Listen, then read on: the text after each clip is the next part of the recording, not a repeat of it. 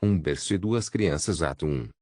Havia um casal de notória riqueza, o Dr. Alfredo e sua esposa, a socialite Dona Conceição. O luxo que os cercava, no entanto, não mascarava uma falha que consideravam inaceitável socialmente: eles eram inférteis. Temendo o julgamento e a perda de prestígio que a ausência de um herdeiro traria à sua imagem pública, decidiram manter o segredo a qualquer custo. A solução encontrada foi sombria: contrataram um intermediário para sequestrar uma criança. Contudo, as exigências eram inflexíveis e ditadas por um profundo elitismo. O bebê deveria ser um menino, branco e de olhos azuis. Mais importante ainda, não poderia ser filho de pessoas pobres, de origem nordestina, negra ou indígena. O critério era claro. A frustração do Dr. Alfredo e de Dona Conceição crescia a cada dia.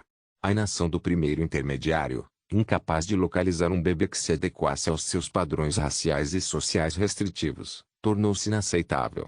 A imagem que tanto se esforçavam para sustentar corria risco com a demora.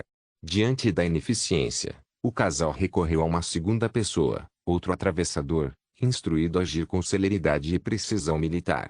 Este novo indivíduo compreendeu a urgência e a natureza discriminatória da encomenda.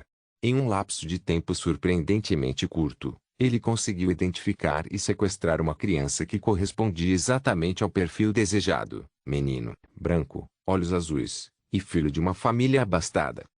Para manter a ilusão perante a sociedade, Dona Conceição se dedicou a encenar a gestação. Ela utilizou almofadas estrategicamente posicionadas sob as vestimentas, construindo uma barriga falsa que convincentemente simulava o avanço de uma gravidez. A notícia foi disseminada com esmero pelos círculos sociais, garantindo que todos aguardassem a chegada de um herdeiro. Com o bebê sequestrado em mãos, o casal orquestrou sua saída de cena, uma longa viagem internacional, com o plano de retornar meses depois, quando o recém-nascido já estivesse estabilizado e pudesse ser apresentado como o fruto de sua união. Após 3 meses, Dr. Alfredo e Dona Conceição voltaram ao país, trazendo consigo a criança que seria a peça central de sua farsa social. Na véspera da viagem internacional, o primeiro sequestrador reapareceu na residência do Dr. Alfredo e Dona Conceição. Ele trazia consigo um segundo bebê, menino, branco e de olhos azuis, sequestrado de outra família abastada, conforme as exigências iniciais. Contudo, a recepção foi gélida. O casal, já com o primeiro sequestrado planejado para ser seu herdeiro, comunicou ao homem que seus objetivos estavam cumpridos e que ele não era mais bem-vindo. A ordem foi taxativa: ele deveria se retirar da casa imediatamente, levando consigo a criança que trouxera. A rejeição foi absoluta, pois a presença do segundo bebê ameaçava a perfeição da farsa que haviam montado. A fúria tomou conta do sequestrador. O dinheiro prometido evaporara, e ele se via expulso com um bebê indesejado nos braços. A humilhação e a perda financeira geraram um ímpeto de descarte imediato. Na primeira oportunidade que encontrou, ele abandonou a criança à margem de um córrego. Ali, longe da opulência do casal, o bebê jazia vulnerável. Pouco tempo depois, um grupo de crianças da vizinhança, acostumadas a brincar naquele local, descobriu o recém-nascido.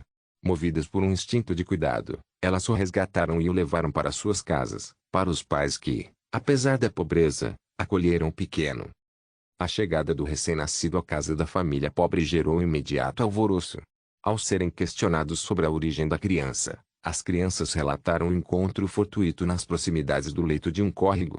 A perplexidade inicial deu lugar à incerteza sobre o que fazer, com cogitações sobre acionar as autoridades. Contudo, a mãe, dominada por um amor instantâneo e incontrolável, interveio com firmeza. A criança havia chegado às suas mãos por um desígnio maior e seria criada como se fosse seu. A diferença física notória do menino, em relação aos demais, seria um desafio futuro, mas naquele momento, a decisão estava selada. Questionada sobre um nome, uma das crianças sugeriu: vamos chamá-la de Arthur. A necessidade de formalizar a presença de Arthur impôs a ida ao cartório. Lá, o processo de registro transcorreu sem questionamentos. A autoridade registral aceitou a documentação apresentada, e o menino foi oficialmente inscrito sob o nome de Arthur. Com a papelada resolvida, a família precisava gerenciar a narrativa social. A mãe começou a espalhar a notícia de que havia dado à luz, gerando surpresa e desconfiança entre os vizinhos. Para justificar o sigilo e a aparência súbita da criança, Ela adotou uma postura de vulnerabilidade, alegou que a gestação fora marcada por profunda vergonha e apreensão, o que a levou a se isolar e evitar qualquer comunicação. A disparidade física entre Arthur e seus irmãos tornou-se um foco insuportável de escrutínio na vizinhança. A pressão constante e as indagações incessantes sobre a origem da criança levaram os pais adotivos a uma decisão drástica: o isolamento. Para blindar Arthur da maledicência alheia, optaram por se mudar para um local de acesso notoriamente difícil. A nova residência impôs severas restrições logísticas. O deslocamento para a escola e o acesso ao trabalho tornaram-se árduos. Contudo, o sacrifício era visto como o único meio viável de resguardar o menino da exposição e das falácias da comunidade anterior. A nova existência impôs uma rotina de sacrifícios silenciosos. O trajeto até a cidade mais próxima, necessário para suprimentos básicos ou consultas médicas, consumia horas preciosas, transformando tarefas simples em expedições exaustivas. As crianças, agora mais velhas, sentiam o peso do isolamento. A ausência de interação social regular com pares era um preço alto pela segurança de Arthur. O menino, alheio à magnitude das renúncias feitas em seu nome, florescia sob o afeto incondicional, mas a mãe e o pai adotivos carregavam o fardo da vigilância constante, sabendo que a paz conquistada dependia da manutenção do segredo e da superação diária das barreiras geográficas. Pedro, o menino acolhido pelo Dr. Alfredo e pela socialite Conceição, desfrutava de uma existência suntuosa, cercado de regalias, brinquedos e viagens. Sua educação estava assegurada em uma instituição de ensino particular de excelência, marcando o início de uma vida de privilégios. Em contrapartida, Arthur vivia em condições de extrema carência, lutando por necessidades básicas como alimentação e instrução. A divergência entre o conforto absoluto de Pedro e a precariedade enfrentada por Arthur criava um abismo de realidades. Essa dualidade de destino se estabeleceu, com um crescendo de luxo para um e de privação para o outro.